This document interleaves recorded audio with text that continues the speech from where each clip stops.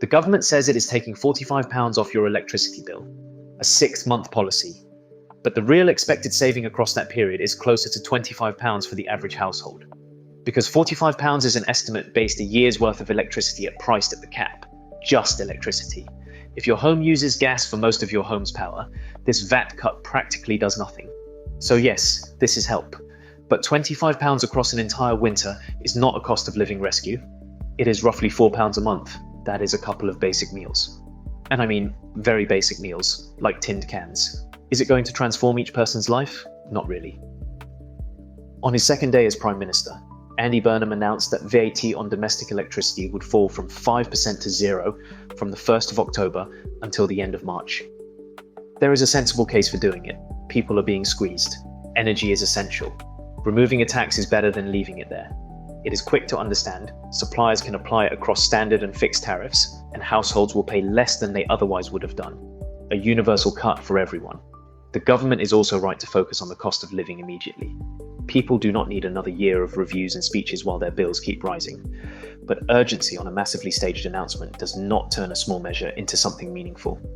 The headline figure is £45 because that is the estimated reduction if the electricity VAT cut ran across a full year at the assumed price cap level.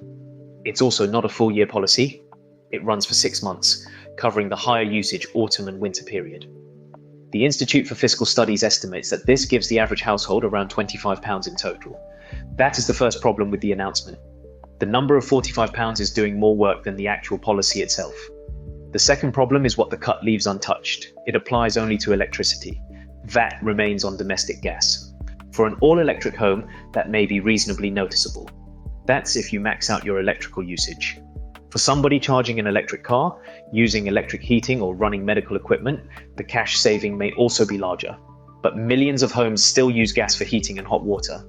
For them, the larger winter cost may be sitting on the side of the bill the government has not touched. Food is not cheaper. Rent is not cheaper.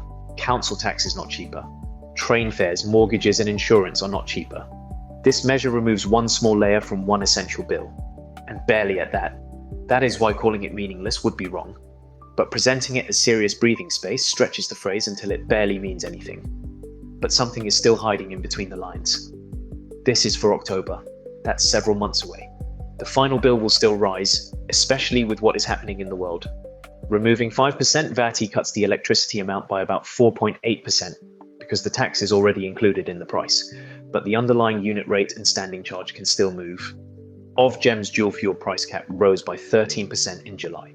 The October cap has not yet been published, so a household can receive the tax cut in full and still not notice a difference.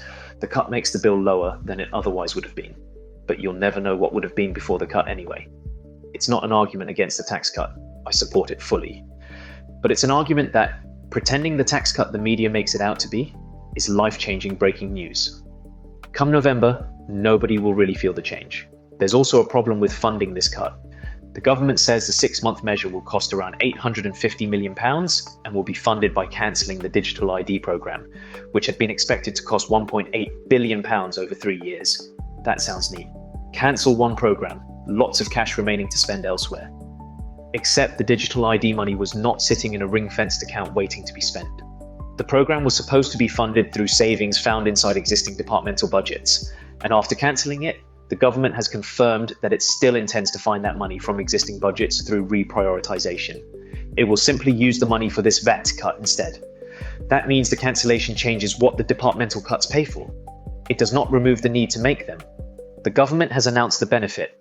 It has not told us which departments, services or projects will surrender the £850 million needed to fund it. Now, I know it's a new government, and they're keen to impress and bring the party's reputation back up. Imagine joining a company on Monday. On Tuesday, you announce a major customer discount. When the board asks how it is funded, you say the departments will find savings somewhere in their existing budgets. The discount may be a good idea. Customers could genuinely need it, and you may eventually find every pound. But a competent finance team would normally check the accounting books, identify the trade-offs, and agree the savings before announcing the commitment. Government is more complicated than a business, but that makes the need to understand the trade-offs greater, not smaller. And the temporary end date creates the next problem. £850 million pays for roughly 6 months. At a similar rate, A full year would cost around £1.7 billion. The entire digital ID programme was expected to cost £1.8 billion across 3 years. So cancelling 3 years of that programme does not provide a permanent funding stream for this tax cut. It provides roughly enough for 1 year. When April arrives, the government has choices. It can put VAT back to 5%. It can find more cuts from public services. It can raise another tax. It can borrow more, or it can cancel something else. The government says longer-term decisions will come at the budget alongside an official forecast. That is the responsible place to settle them. But that creates a question. Why announce the promise first and ask the budget to make it sustainable afterwards? You can just mention you're looking into it before committing to the statement. Nobody will blame you for that. The strongest defense is that a new government wanted to show immediate priorities and give people help before winter. Waiting for perfect information can become an excuse for doing nothing. I accept that. This is better than opening with a measure that takes support away from households. The intention is right, and the saving is worth having. But the choice is not between announcing an unfinished policy immediately and doing absolutely nothing. A new government needs to examine the books quickly, define the funding, understand which services lose out, and then make a promise it knows it can maintain. Instead, this government has boxed itself in promises again during its first days. Remember how that turned out with the last Prime Minister. If it reverses the cut in April, people will call it a broken promise. If it keeps the cut, it must find recurring money that cancelling digital ID does not provide. And if departmental cuts eventually fund it, the public deserves to know which services paid for their £25. The VAT cut is not bad. It is a good tax cut, wrapped in a much larger political claim than the saving or funding currently supports. It gives the average household a few meals back over 6 months. But it does not touch gas. It cannot stop underlying energy prices rising. And the government still has not named the departmental savings paying for it. Help people with the cost of living. Absolutely. But find the money, understand the trade-offs, and then announce the promise. Do not announce the promise and hope the budget can make it true afterwards.